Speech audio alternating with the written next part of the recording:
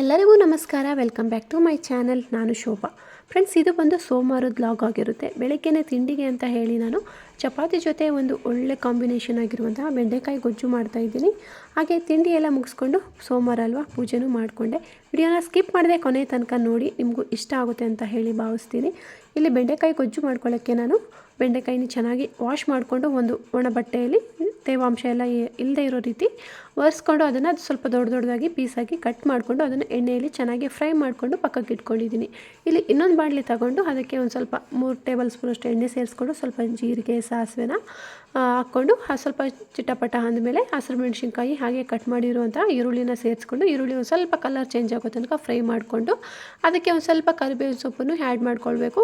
ಒಂದು ಸ್ವಲ್ಪ ಕರಿಬೇವಿನ ಸೊಪ್ಪನ್ನು ಆ್ಯಡ್ ಮಾಡಿಕೊಂಡು ಫ್ರೈ ಮಾಡ್ಕೊಂಡಿದ್ದ ನಂತರ 1.5 ಸ್ಪೂನಷ್ಟು ಶುಂಠಿ ಬೆಳ್ಳುಳ್ಳಿ ಪೇಸ್ಟನ್ನು ಆ್ಯಡ್ ಮಾಡಿ ಅದು ಹಸಿ ವಾಸನೆ ಹೋಗೋ ತನಕ ಚೆನ್ನಾಗಿ ಫ್ರೈ ಮಾಡ್ಕೊಳ್ಬೇಕು.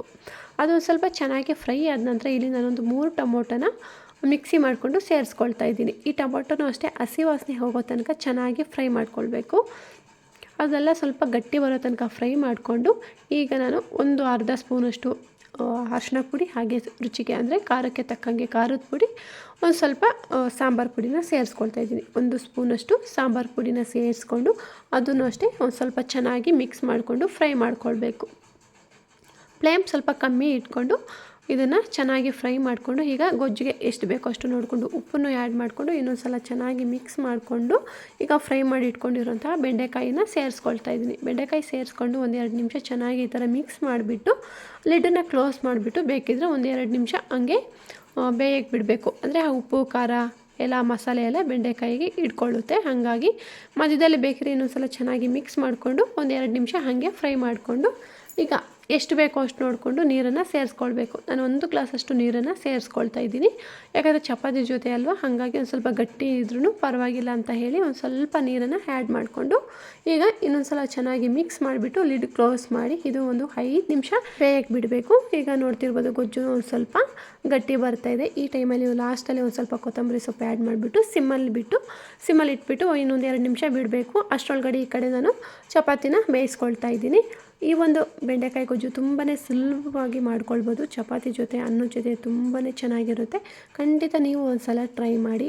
ಈಗ ಚಪಾತಿ ಎಲ್ಲ ಬೇಯಿಸ್ಕೊಂಡು ಮಗನು ಸ್ಕೂಲಿಗೆ ಹೊರಟ, ಹಾಗೆ ಹಸ್ಬೆಂಡು ಅಷ್ಟೇ ಅವರು ಕೆಲಸಕ್ಕೆ ಹೊರಟರು. ಅವರು ಹೋದ್ಮೇಲೆ ನಾನು ಸ್ನಾನ ಮಾಡ್ಕೊಂಬಂದು ಮನೆಯೆಲ್ಲ ಕ್ಲೀನ್ ಮಾಡಿಕೊಂಡು ಈಗ ದೇವ್ರ ಮನೆಯೆಲ್ಲನೂ ಕ್ಲೀನ್ ಮಾಡಿಕೊಂಡು ಪೂಜೆ ಮಾಡ್ಕೊಳ್ಳೋಕ್ಕೆ ರೆಡಿ ಮಾಡ್ಕೊಳ್ತಾ ಇದ್ದೀನಿ. ನೆನ್ನೆ ಸಂಡೇ ಆಗಿರೋದ್ರಿಂದ ನೆನ್ನೆನೇ ಏನು ಕ್ಲೀನ್ ಮಾಡ್ಕೊಳ್ಳಿಕ್ಕಾಗಲಿಲ್ಲ. ಹಾಗಾಗಿ ಯಾಕಂದರೆ ಸಂಡೇ ಟೈಮ್ ನಾನ್ ವೆಜ್ ಎಲ್ಲ ಮಾಡಿರ್ತೀನಲ್ವ, ಹಾಗಾಗಿ ದೇವ್ರ ಮನೆ ಏನು ಕ್ಲೀನ್ ಮಾಡ್ಕೊಳ್ಳೋಕ್ಕಾಗೋದಿಲ್ಲ. ಸೋಮವಾರನೇ ಬೆಳಗ್ಗೆನೇ ಸ್ನಾನ ಮುಗಿದ ಮೇಲೇ ದೇವ್ರ ಮನೆಯೆಲ್ಲ ಕ್ಲೀನ್ ಮಾಡಿಕೊಂಡು ಪೂಜೆನ ಮಾಡ್ಕೊಳ್ಳೋದು. ಅದೇ ಶುಕ್ರವಾರ ಆದರೆ ಗುರುವಾರನೇ ಟೈಮ್ ಇರುತ್ತೆ. ಆದಷ್ಟು ಗುರುವಾರ ಕ್ಲೀನ್ ಮಾಡಿಕೊಂಡು ಶುಕ್ರವಾರ ಪೂಜೆನ ಮಾಡ್ಕೊಳ್ಬೋದು. ಸೋಮವಾರ ದಿನ ಹಂಗಾಗಲ್ವಲ್ಲ, ಹಂಗಾಗಿ ಬೆಳಗ್ಗೆ ತಿಂಡಿ ಎಲ್ಲ ಮುಗಿಸಿ ಹಸ್ಬೆಂಡ್ ಕೆಲಸಕ್ಕೆ ಹೋದ್ಮೇಲೆ ಮಗ ಸ್ಕೂಲಿಗೆ ಹೋದ್ಮೇಲೆ ಸ್ನಾನ ಮಾಡ್ಕೊಂಬಂದು ಮನೆಯೆಲ್ಲ ಕ್ಲೀನ್ ಮಾಡಿಕೊಂಡು ಪೂಜೆನ ಮಾಡ್ಕೊಳ್ತಾ ಇದ್ದೀನಿ. ಸೋಮವಾರ ಬೆಳಗ್ಗೆ ನನ್ನ ದಿನಚರಿ ಈ ರೀತಿ ಇತ್ತು. ಐ ಹೋಪ್ ಈ ವಿಡಿಯೋ ನಿಮ್ಗೆ ಏನಾದರೂ ಸ್ವಲ್ಪ ಆದರೂ ಇಷ್ಟ ಆಗಿದ್ದರೆ ಪ್ಲೀಸ್ ಒಂದು ಲೈಕ್ ಮಾಡಿ. ಹಾಗೆ ಯಾರಾದರೂ ನನ್ನ ಚಾನಲ್ಗೆ ಹೊಸದಾಗಿ ವಿಸಿಟ್ ಮಾಡಿದರೆ ಪ್ಲೀಸ್ ಸಬ್ಸ್ಕ್ರೈಬ್ ಮಾಡಿಕೊಂಡು ವಿಡಿಯೋಸ್ ನೋಡಿ ಸಪೋರ್ಟ್ ಮಾಡಿ. ಹಾಗೆ ಇದು ಇಲ್ಲಿ ತೋರಿಸ್ತಾ ಇದ್ದೀನಲ್ಲ ನೀರು, ಇದು ಪ್ರಯಾಗ್ರಾಜ್ನಿಂದ ಬಂದಿರೋ ನೀರು. ನಾವು ಹೋಗಲಿಲ್ಲ, ನಮ್ಮ ಪಕ್ಕದ ಮನೆಯಲ್ಲಿ ಅಂಕಲ್ ಒಬ್ಬರು ಹೋಗಿದ್ರು, ಅವರು ತಗೊಂಬಂದು ಕೊಟ್ಟರು ನಮಗೂ ಸ್ವಲ್ಪ.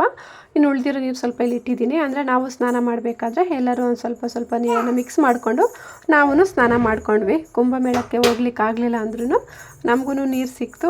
ತುಂಬಾ ಖುಷಿ ಆಯಿತು.